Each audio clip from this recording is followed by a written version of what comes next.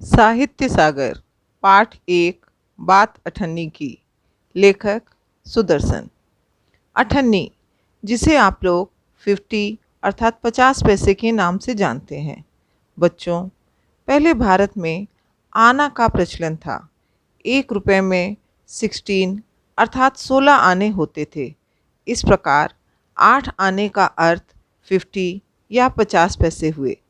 और इसी 8 आने के ऊपर लेखक ने यह व्यंग्यात्मक कहानी लिखी कि किस प्रकार समाज में रिश्वतखोरी और भ्रष्टाचार व्याप्त है कि अधिक रिश्वत लेने वाले भ्रष्ट और रिश्वतखोर समाज में सम्मानित जीवन व्यतीत करते हैं और विवशतावश किए गए 8 आने की चोरी के लिए एक निर्धन और विश्वास पात्र नौकर को 6 महीने कारावास की सज़ा उस जिला मजिस्ट्रेट के द्वारा सुना दी जाती है जो स्वयं बड़ी बड़ी रिश्वत लेता है।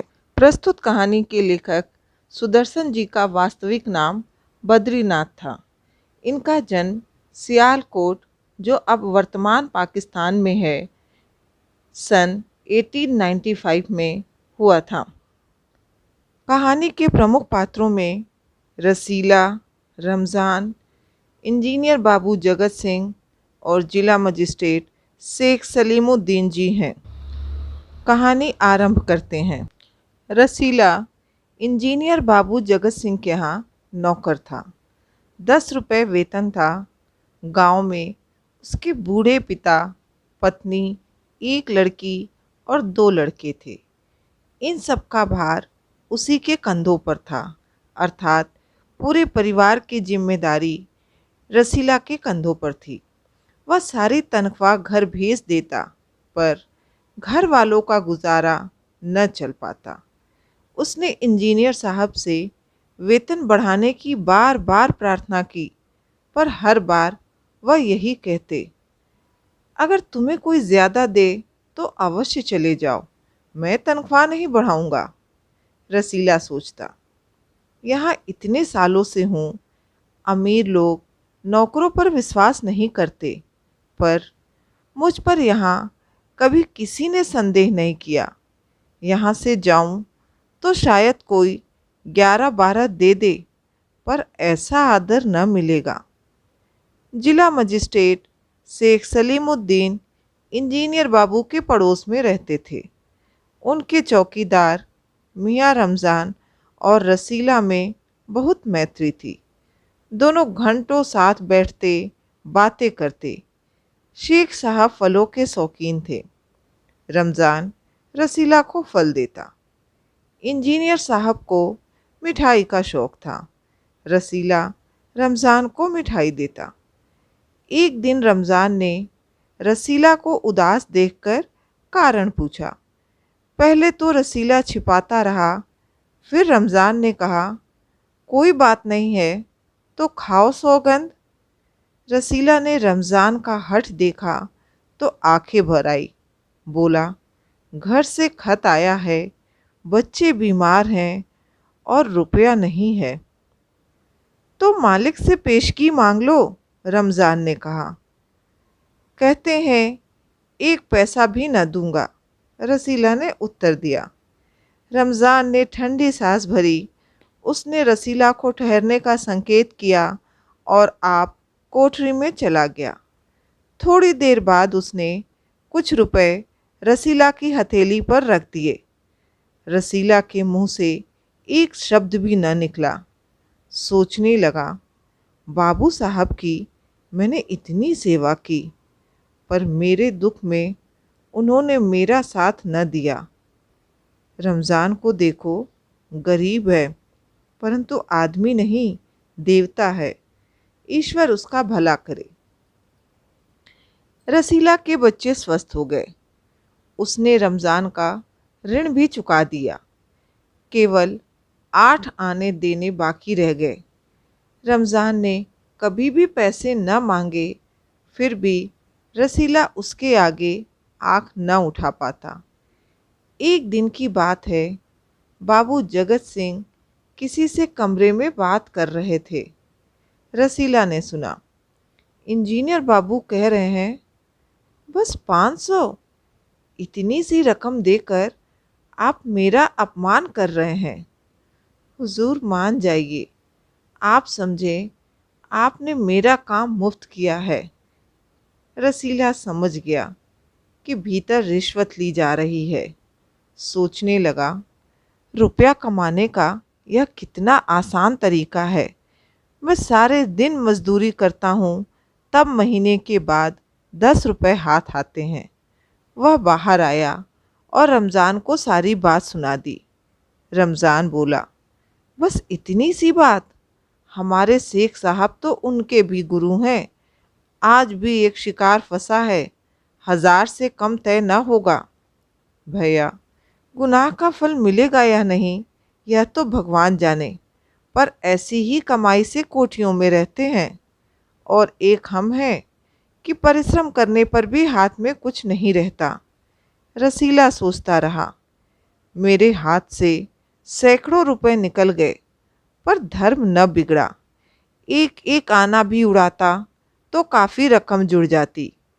इतने में इंजीनियर साहब ने उसे आवाज़ लगाई, रसीला, दौड़कर 5 रुपए की मिठाई ले आ। रसीला ने 4.5 रुपए की मिठाई खरीदी और रमज़ान को अठन्नी लौटाकर समझा कि कर्ज उतर गया। बाबू जगत सिंह ने जब मिठाई देखी तो चौंक उठे। यह मिठाई 5 रुपए की है? हुजूर, 5 की ही है, रसीला ने उत्तर दिया। रसीला का रंग उड़ गया। बाबू जगत सिंह समझ गए।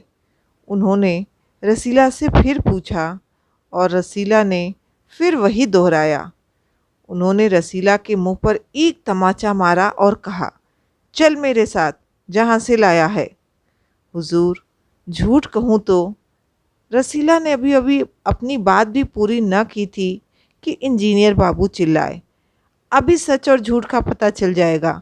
अब सारी बात हलवाई के सामने ही कहना। अब कोई रास्ता न बचा था। वह बोला, माई बाप, गलती हो गई, इस बार माफ़ कर दे। इंजीनियर साहब की आंखों से आग बरसने लगा। उन्होंने निर्दयता से रसीला को खूब पीटा और फिर घसीटते हुए पुलिस थाने ले गए। सिपाही के हाथ में 5 का नोट रखते हुए बोले, मनवा लेना, लातों के भूत बातों से नहीं मानते। दूसरे दिन मुकदमा शेख सलीमुद्दीन की कचहरी में पेश हुआ। रसीला ने तुरंत अपना अपराध स्वीकार कर लिया। उसने कोई बहाना न बनाया। चाहता तो कह सकता था कि यह साजिश है, मैं नौकरी नहीं करना चाहता, इसलिए हलवाई से मिलकर मुझे फंसा रहे हैं। पर एक और अपराध करने का साहस वह न जुटा पाया। उसकी आंखें खुल गई थीं। हाथ जोड़कर बोला, हुजूर, यह मेरा पहला अपराध है, इस बार माफ़ कर दीजिए, फिर गलती ना होगी। शेख साहब न्याय प्रिय आदमी थे। उन्होंने रसीला को 6 महीने की सज़ा सुना दी और रुमाल से मुंह पूछा। यह वही रुमाल था जिसमें एक दिन पहले किसी ने 1000 रुपए बांध कर दिए थे। फैसला सुनकर रमज़ान की आंखों में खून उतर आया। सोचने लगा, यह दुनिया न्याय नगरी नहीं, अंधेर नगरी है। चोरी पकड़ी गई तो अपराध हो गया। असली अपराधी बड़ी बड़ी कोठियों में बैठकर दोनों हाथों से धन बटोर रहे हैं। उन्हें कोई नहीं पकड़ता। रमज़ान घर पहुंचा। एक दासी ने पूछा, रसीला का क्या हुआ? 6 महीने की कैद। अच्छा हुआ, वह इसी लायक था। रमज़ान ने गुस्से से कहा, यह इंसाफ नहीं, अंधेर है। सिर्फ एक अठन्नी की ही तो बात थी।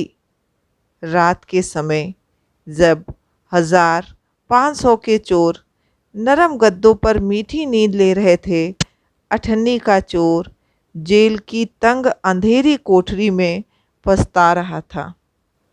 इस प्रकार कहानी बात अठन्नी की का मुख्य उद्देश्य धनी वर्ग द्वारा निर्धन वर्ग का शोषण ही दिखाना है। रसीला बाबू जगत सिंह के यहाँ मात्र 10 रुपये मासिक में रात दिन मेहनत करके उनकी सेवा करता है। उसे इस बात का पूर्ण विश्वास था कि उसके मालिक उसको कभी संदेह की दृष्टि से नहीं देखते।